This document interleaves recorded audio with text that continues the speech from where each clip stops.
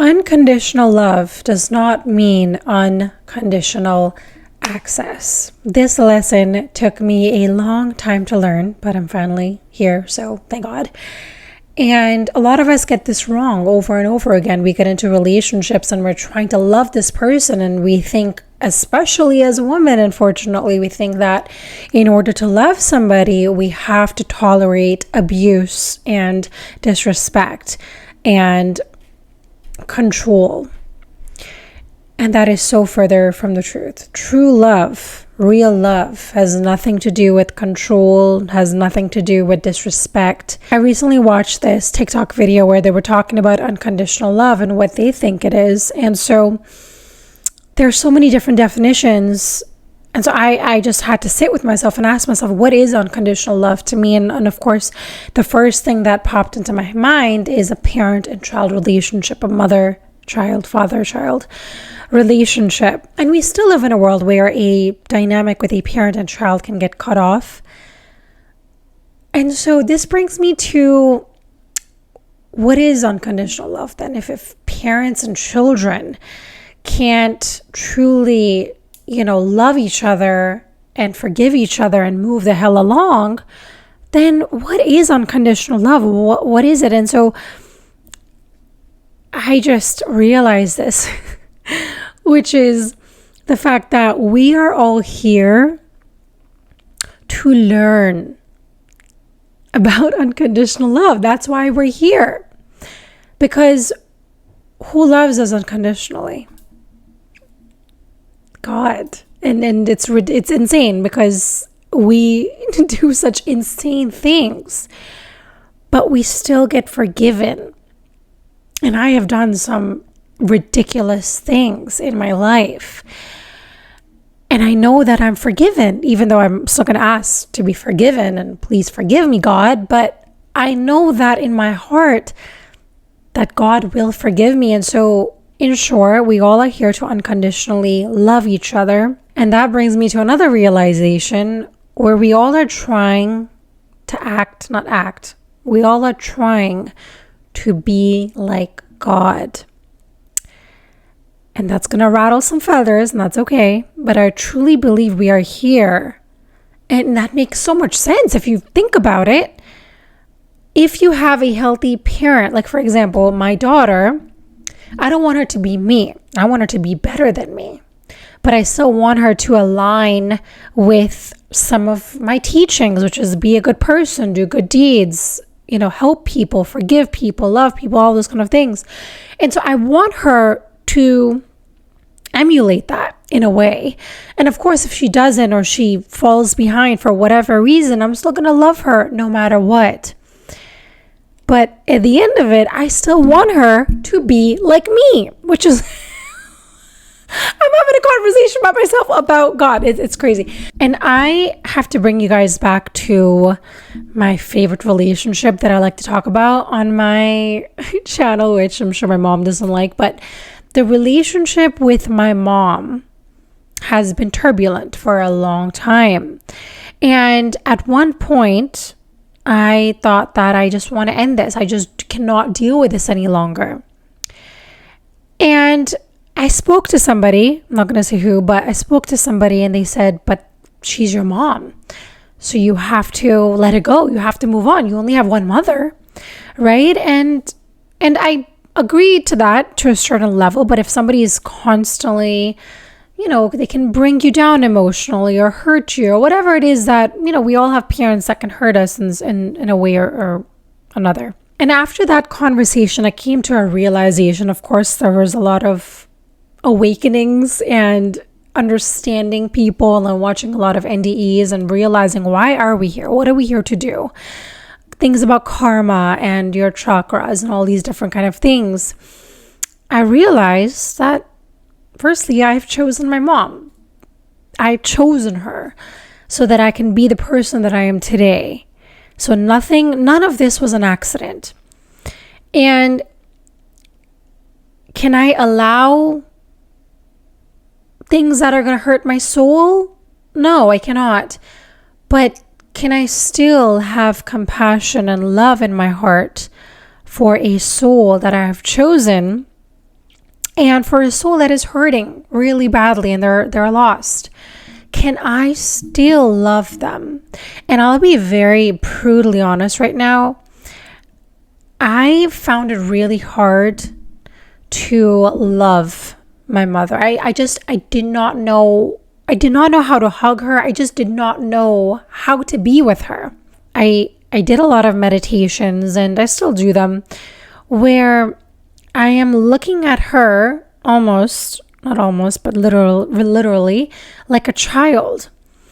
And I'm giving her love and acceptance and compassion. And that was the one thing that set me free. I was allowed to see her for that little child innocence and still give her love and accept her for who she is, instead of trying to, complain about, why did I get this? What did I do in my last lifetime to deserve this?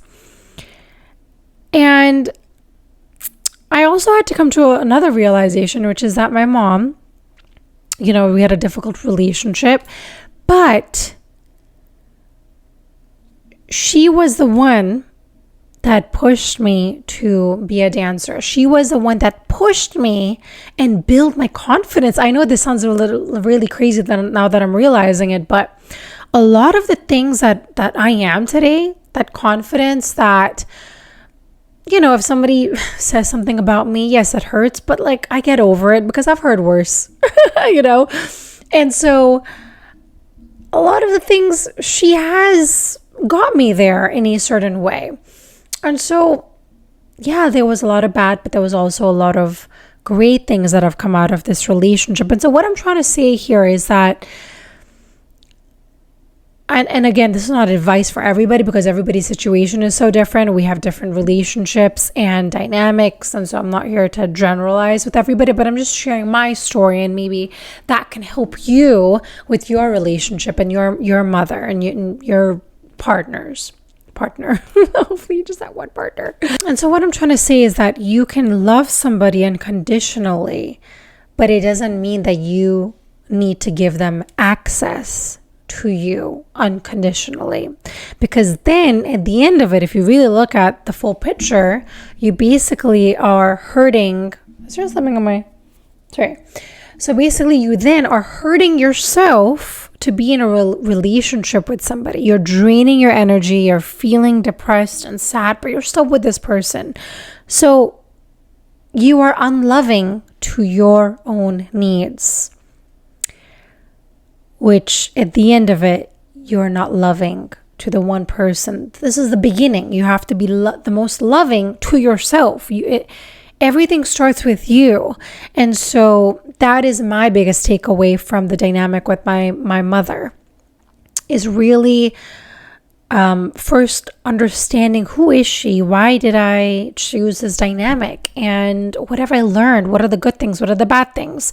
And stop complaining and stop cribbing about, this is, why did this happen to me? Maybe it happened to me because it was meant to, and it made me who I am today.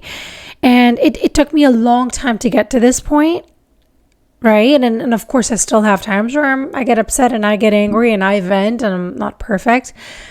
But I know that it is all in divine order. Even though she is a child of God, because God created her, God created me, God created you and the rest of, people on this planet. But I can still have boundaries. I can still say no. I can still say, not right now. I need a break.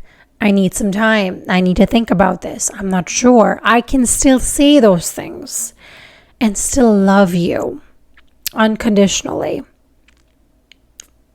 So I can love you unconditionally from a distance while completely cutting off your access to my life. And so can you. And I know at first it sounds a bit confusing. You're like, how do I, this person's hurting me, but I'm meant to love them. And it doesn't make sense. I understand. And I'm not saying for you to do it. I'm just saying what has worked for me, what has set me free, what has allowed me to just live my life again instead of worrying so much about this person and that person. And what am I doing and what can I do? And it's like, I just need a break. I just don't want to deal with this right now. And that's okay. And I dealt with the same dynamic with one of my ex-partners, and learning how to forgive him for what transpired, for what the damage it did to me, and thoroughly just letting it all go and just being happy for that person. Whatever their journey is meant to be, I'm just happy. And I'm allowing them to be whoever they are meant to be in this lifetime, because the role that they chose has led me to become the person I am today. And so when you see relationships and human beings in that way, for me personally, and this is what I teach, what I recommend to my clients as well, what is in my workbook, is basically just forgiveness, forgiving people, loving them unconditionally, even if you have to be far away from them. That is still love. You can still send love from your heart to a person. And this was one of the most difficult lessons that I had to personally learn, but it has been life-changing for me.